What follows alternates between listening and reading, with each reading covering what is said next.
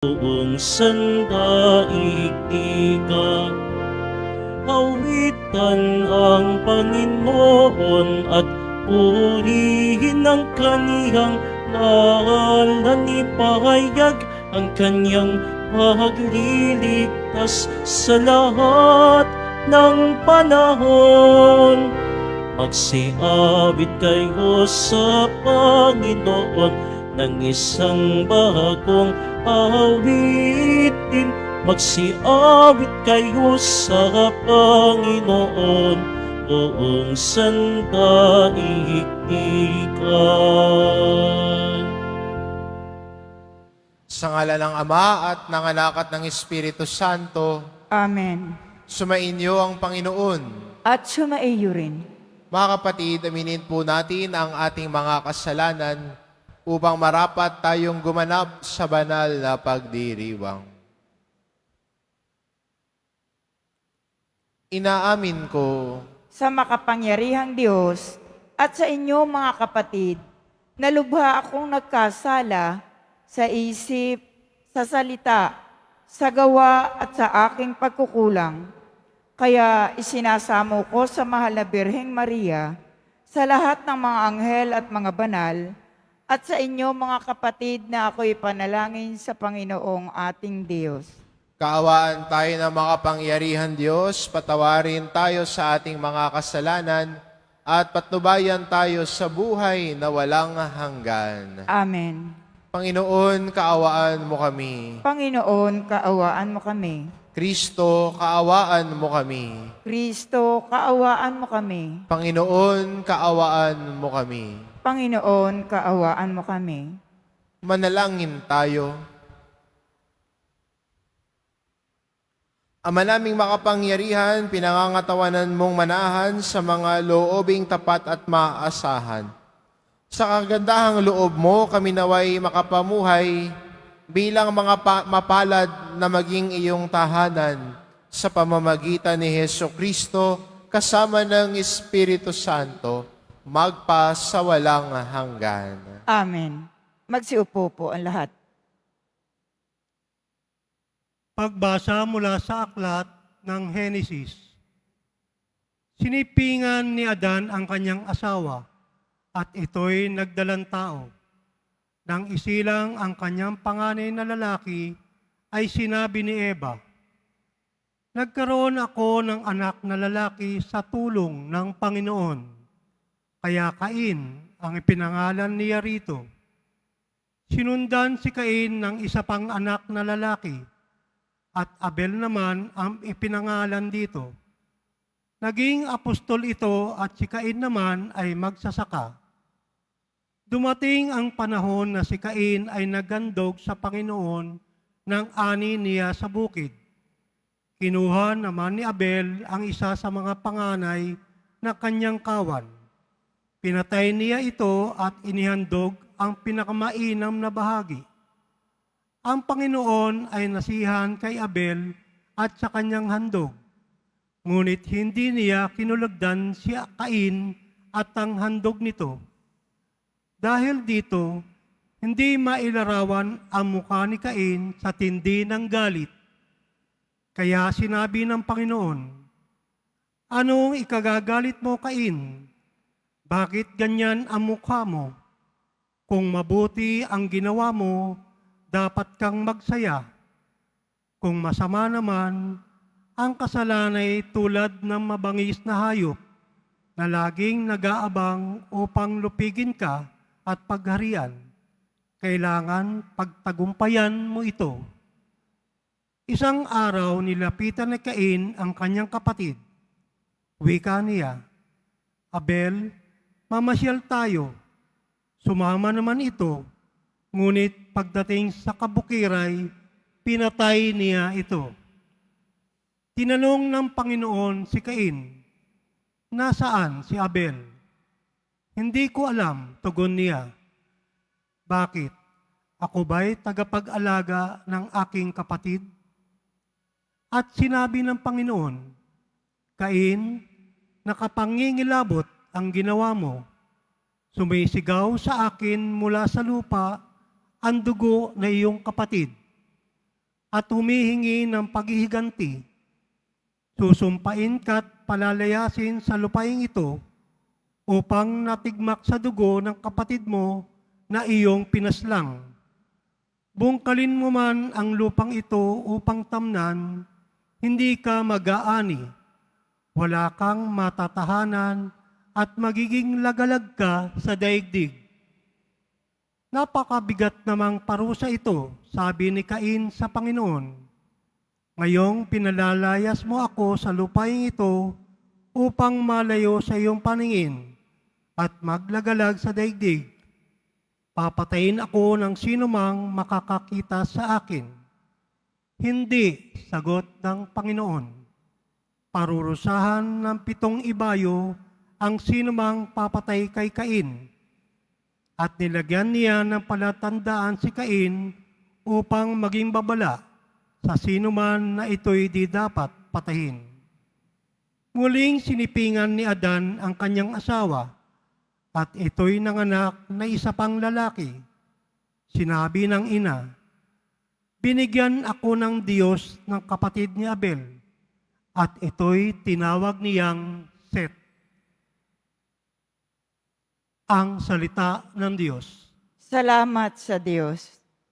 Sa Diyos tayo ay maghandog, pasalamat na malugod. Sa Diyos, tayo ay maghandog ng pasasalamat na malugod. Ang dakilang Panginoon, ang Diyos na nagsasaysay, ang lahat ay tinatawag sa silangan at kanluran. Hindi ako nagagalit dahilan sa inyong handog, ni sa inyong mga haing sa dambanay sinusunog. Sa Diyos tayo ay maghandog, pasasalamat na malugod. Bakit ninyo inuusal yaong aking mga utos? At bakit ang paksa ninyo ay sa tipan natutungod?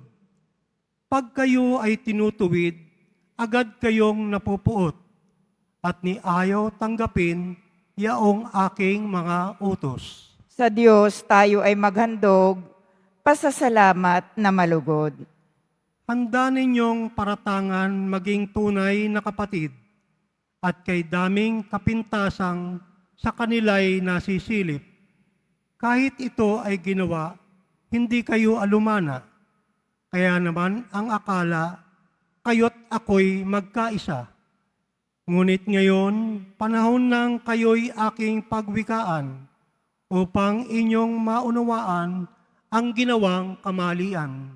Sa Diyos tayo ay maghandog, pasalamat na malugod. Magsitayo po ang lahat.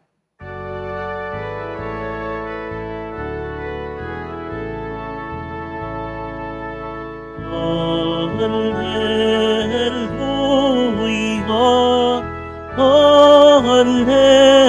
Hallelujah,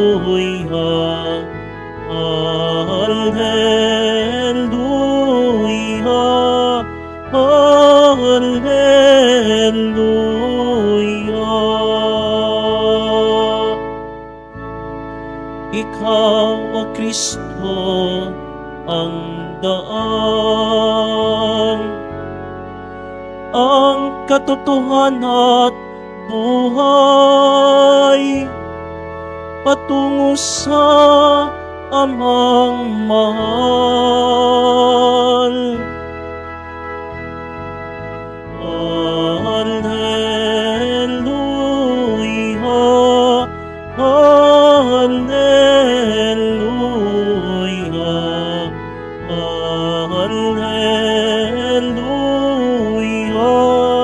Hallelujah,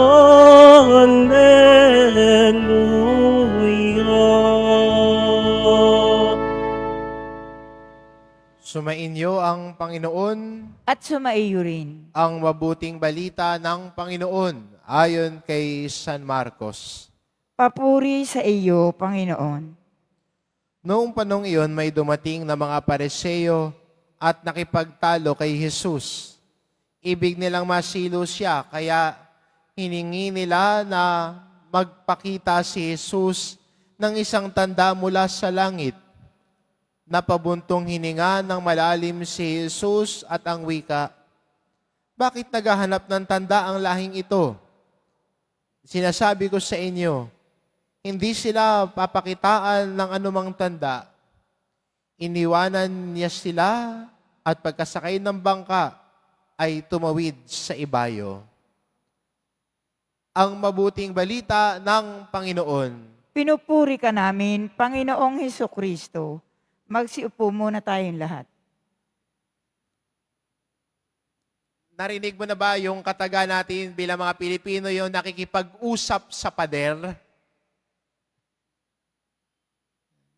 Minsan may nagsabi na, ayokong kausap yan. Bakit? Para ka nakikipag-usap sa pader. Kasi kahit anong paliwanag mo, kahit anong sabihin mo, hindi siya makikinig. Hindi siya maniniwala. Diba yan yung sinasabi natin, kahit tumambling ka pa, dead ma. At ito yung sinakausap at kinakausap ni Jesus sa ating ebanghelyo. Mga taong humihingi ng tanda kay Jesus. Gusto niya sabihin, kulang pa ba? Nakita niyo na ang lahat? Kulang pa ba? Buti na lang hindi sinabi ni Jesus, para naman ako nakikipag-usap sa pader sa inyo.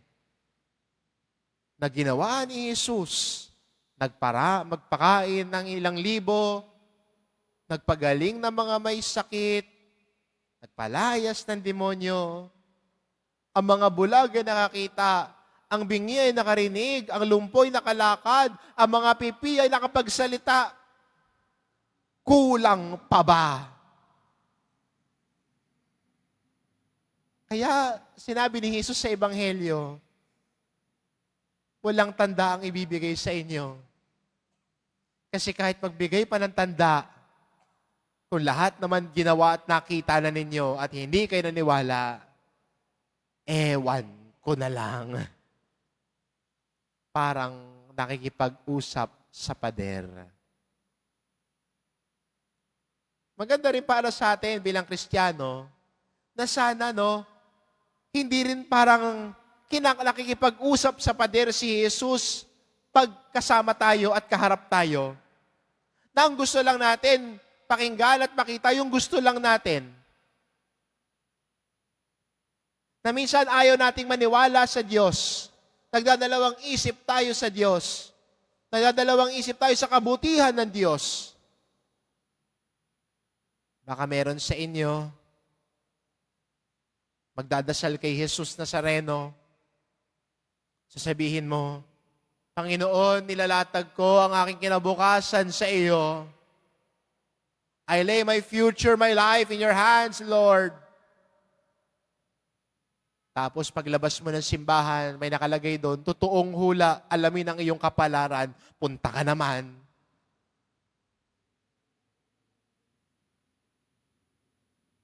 Sabihin mo, Lord, sa iyo ko nilalatag ang aking buhay at kinabukasan, ang aking hanap buhay, nilalatag ko sa iyo, Panginoon. Ikaw ang bahala sa akin. Paglabas mo ng simbahan, may nakalagay doong karatula, lucky bracelet. Siswertihin ka sa negosyo mo. 999 only. Ikaw naman, bili. Isa maganda rin to talk to the Lord and even to be real. Kung nagtitiwala tayo sa Diyos, siya lang ang kakapitan natin. Kung nakita natin ang kabutihan ng Diyos sa buhay natin, siya ang pinagkakatiwalaan natin. Wala nang iba. Wala nang second option. Because Jesus is our first and only option. And those who trust in the Lord blesses and guides.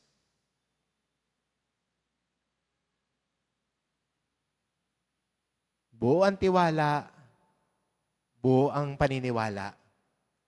Wala nang kailangang patunayan pa. Wala nang kailangang hilinging tanda pa. dahil si Jesus. At nakita natin ang kabutihan ni Jesus Nazareno sa buhay natin. 'Di ba? Hindi sana nakikipag-usap sa pader si Jesus sa atin. Dahil tayo bilang nagmamahal sa Kanya, buo ang tiwala, buo ang pagtanggap sa Kanyang salita, buo ang pagsunod sa Kanyang mga aral at utos.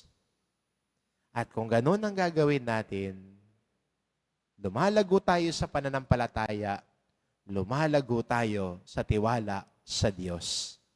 Buo ang pagtanggap, buo ang pananampalataya, buo ang tiwala. Amen. Magsitayo po ang lahat.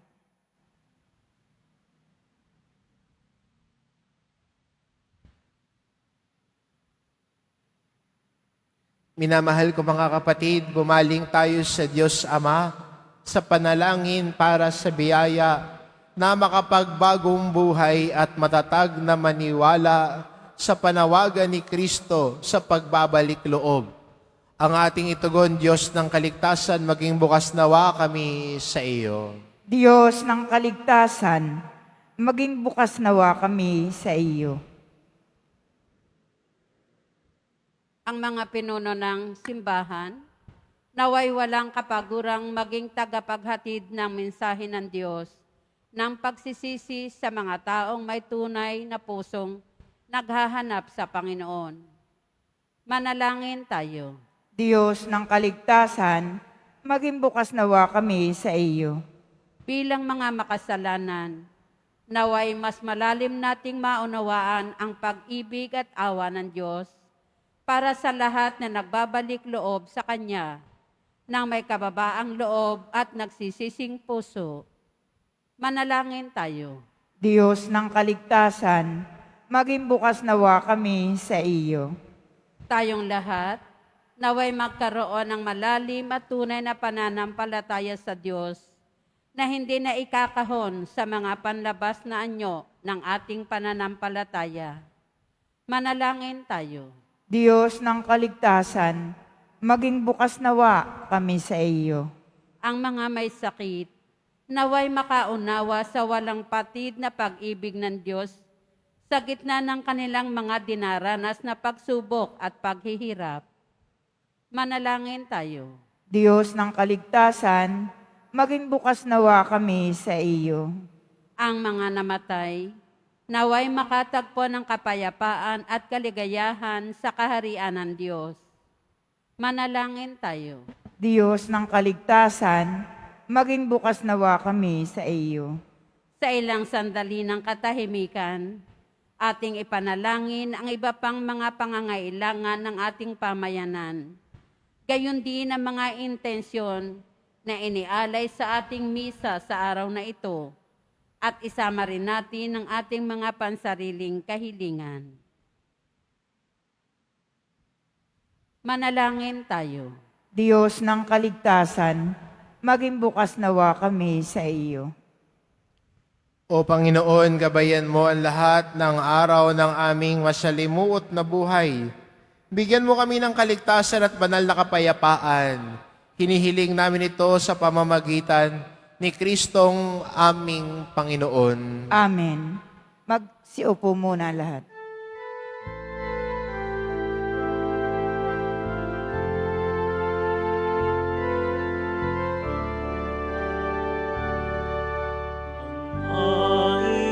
Maihan sa'yo, Panginoon, ay tinapay at alak mula sa aming kamay. Sa iyong kabutihan, aming iaalay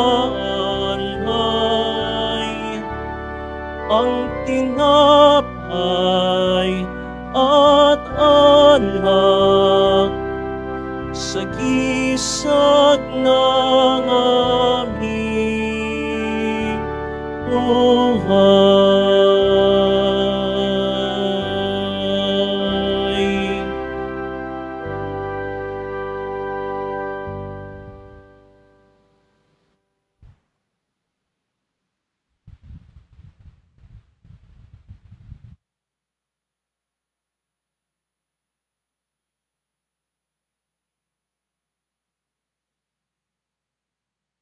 Magsitayo na po ang lahat. Manalangin kayo mga kapatid, upang ang paghahain natin ay kalugdan ng Diyos amang makapangyarihan.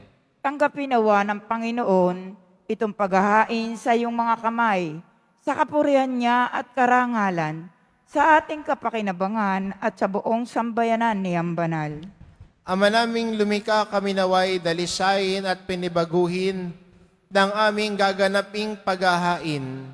Kami naway itaguyod ng gagawin naming ito sa pagdanais naming sundin ang loob mo. Sa pamamagitan ni Hesukristo, kasama ng Espiritu Santo, magpa sa walang hanggan. Amen. Sumainyo ang Panginoon.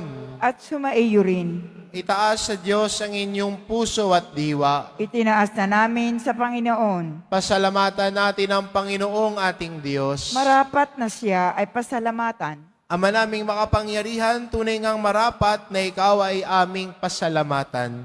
Sa iyong paglingap at kagandahang loob, ang tao'y nilikha mo't pinangangasiwa sa sansinukob. Sa hangad mo siya'y iwastong lubos, siya'y pinagdusa mo sa kanyang pagtalikod. Sa iyong paggiliw, iyong ipinahintulot na makabalik siya sa pamamagitan ni Kristo Jesus. Kaya kaisa ng mga anghel na nagsisiawit ng papuri sa iyo, nang walang humpay sa kalangitan, kami nagbubunyi sa iyong kadakilaan. Santo, Santo, Santo, Panginoong Diyos ng mga hukbo, napupuno ang langit at lupa ng kadakilaan mo, o sana sa kaitaasan, pinagpala ang naparirito sa ngalan ng Panginoon, o sana sa kaitaasan. Magsiluhod po ang lahat. Ama naming banal, ikaw ang bukal ng tanang kabanalan, kaya't sa pamamagitan ng iyong Espiritu, gawin mong banal ang kaloob na ito, upang para sa amin maging katawan at dugo ng aming Panginoong Hesukristo. Bago niya pinagtiisang kusang loob na maging handog, hinawakan niya ang tinapay, pinasalamatan kanya. Pinagati-hati niya iyon, iniabot sa kanyang mga alagad at sinabi, tanggapin ninyong lahat ito at kanin, ito ang aking katawan na iahandog para sa inyo.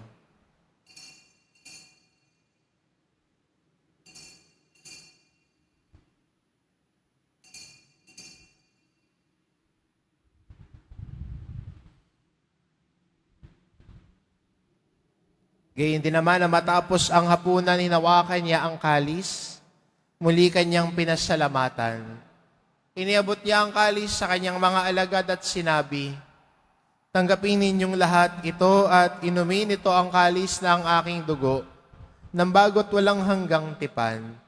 Ang aking dugo na ibubuhos para sa inyo at para sa lahat, sa ikapagpapatawad ng mga kasalanan. Gawin ninyo ito sa pag-alala sa akin.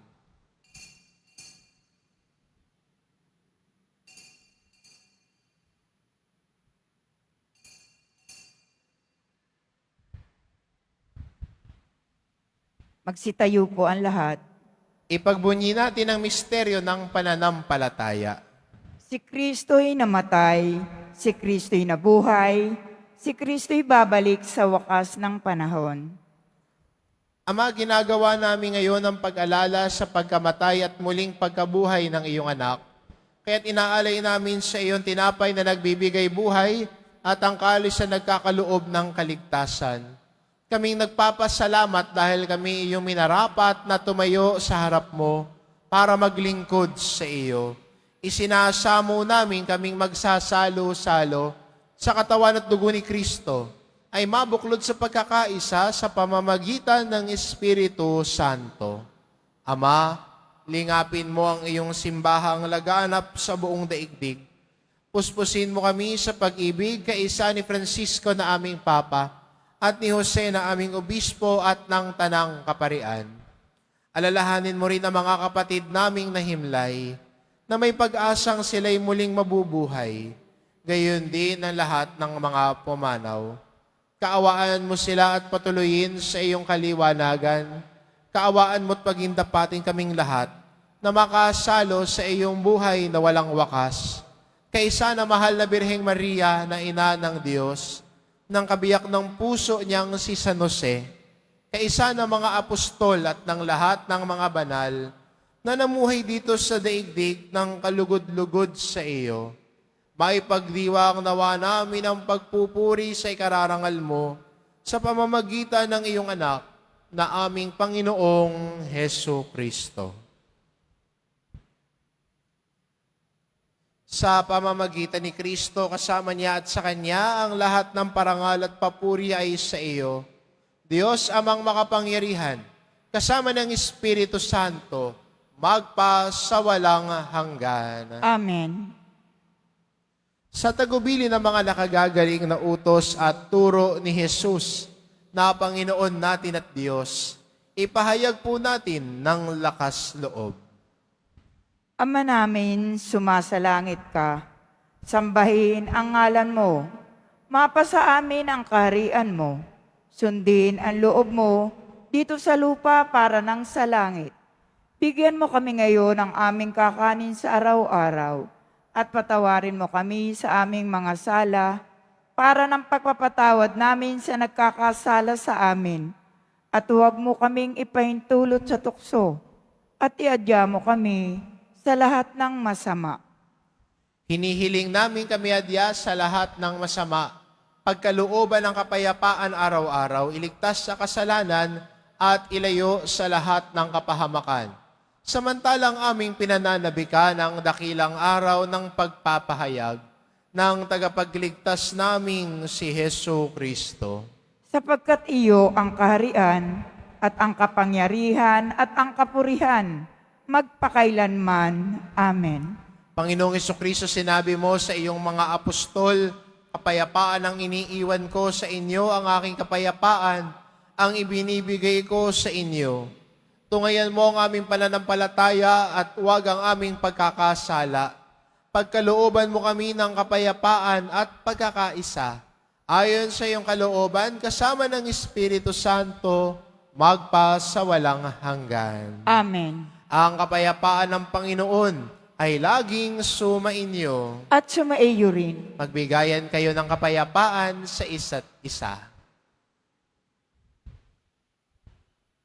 Kordero ng Diyos na nag-aalis ng mga kasalanan sa sanlibutan, maawa ka sa amin. Kordero ng Diyos na nag-aalis ng mga kasalanan ng sanlibutan, maawa ka sa amin. Kordero ng Diyos na nag-aalis ng mga kasalanan ng sanlibutan, ipagkaloob mo sa amin ang kapayapaan. Magsiluhod po ang lahat. Itong kordero ng Diyos, ito nag-aalis ng kasalanan ng sanlibutan. Mapalad ang mga inaanyayahan sa kanyang piling. Panginoon, hindi ako karapat-dapat na magpatuloy sa iyo, ngunit sa isang salita mo lamang ay gagaling na ako.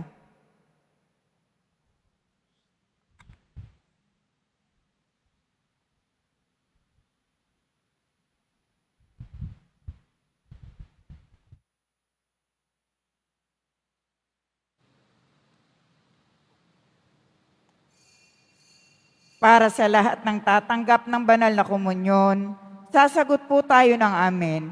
Pagkasabi ng pare o ng lay minister ng katawan ni Kristo at isubo agad sa bibig bago umalis sa harapan ng pare o ng lay minister.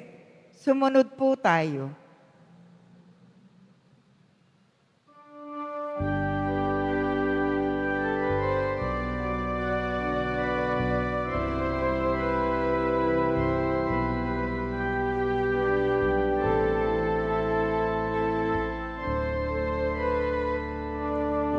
Umasa ka sa Diyos ang mabuti gawin at manahan kang ligtas sa lupain.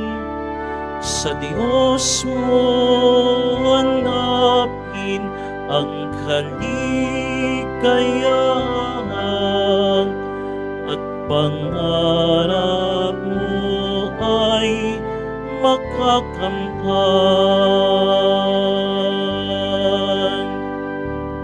Ang iyong sarili sa Diyos mo ilagak.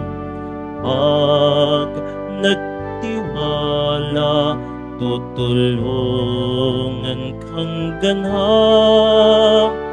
Ang kabutihan mo ay magliliwanag, katulad ng araw kung tanghaling tapat.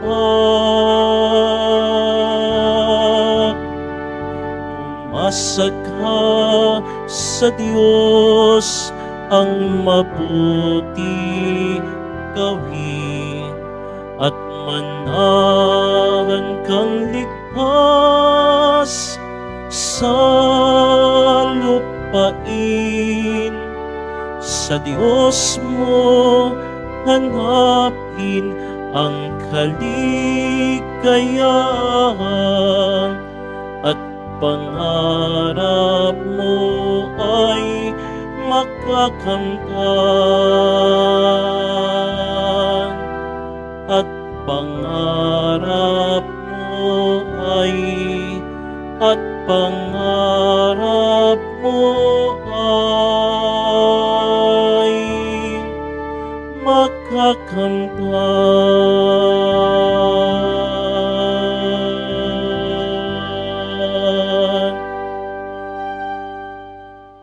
Announcement. Sa lahat po ng may mga lumang palaspas na ginamit noong linggo ng palaspas, maaari ninyo na pong dalhin sa simbahan ang mga ito hanggang February 28. At ipinakikiusap na bago dalhin ay alisin na ang mga ribbon, wires at mga estampita nito. Ito po ay susunugin sa darating na March 4, 2025, Martes, bago ang Miyerkules ng Abo sa March 5, 2025. Pagkatapos ng misa, bibisikan po ang lahat ng banal na tubig. Pinakikiusapan ang lahat na manatili lamang muna sa inyong mga lugar, tanging sa Quezon Boulevard o sa Plaza San Juan lamang ang labasan ng lahat. Sumunod po tayo. Maraming salamat po sa inyong pagdalaw at pagsisimba sa Basilica Minor at Pambansang Dambana ni Jesus Nazareno. Magsitayo po ang lahat. Manalangin tayo. Ama naming mapagmahal, kaming pinapagsalo mo sa banal na pakikinabang, ay gawin mong laging manabik na pagsaluhan ang kaloob mong ito sa aming ikabubuhay. Sa pamamagitan ni Jesucristo, kasama ng Espiritu Santo, magpas sa walang hanggan. Amen. Sumainyo ang Panginoon.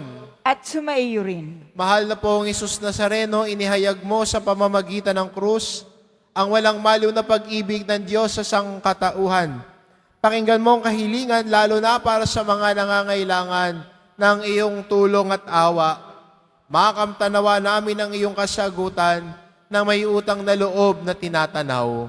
Basbasan din po ninyo itong mga imahin at dasalan upang sa pamamagitan upang lalo kaming manalangin at magtiwala sa pamamagitan ng bendisyon na ito, naway lalo kaming maging mapaglingkod, masunurin at tapat sa iyo na aming malwalhating Panginoon, magpas sa walang hanggan. Amen. At pagpalain kayo ng ating mapagmahal na Diyos, ang Ama at ang Anak at ang Espiritu Santo. Amen. Umayo kayo, taglay ang kapayapaan ng poong Jesus Nazareno. Salamat sa Diyos.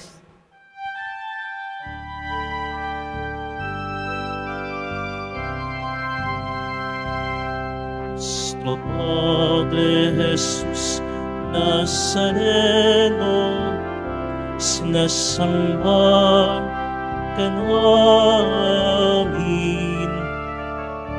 Pinipintuho ka namin. Aral mo ang aming buhay at kaligtasan. Nuestro Padre Jesus Nazareno, iligtas mo kami sa kasalanan.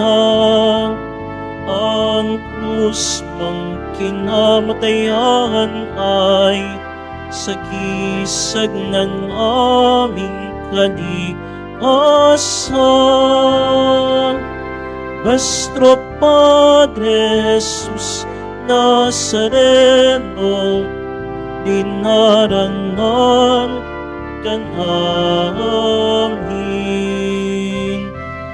Nuestro Padre Jesus Nazareno, nilulwalhati ka namin. Nuestro Padre Jesus Nazareno, dinarangan ka namin. Nuestro Padre Jesus Nazareno, nilulwalhati ka namin.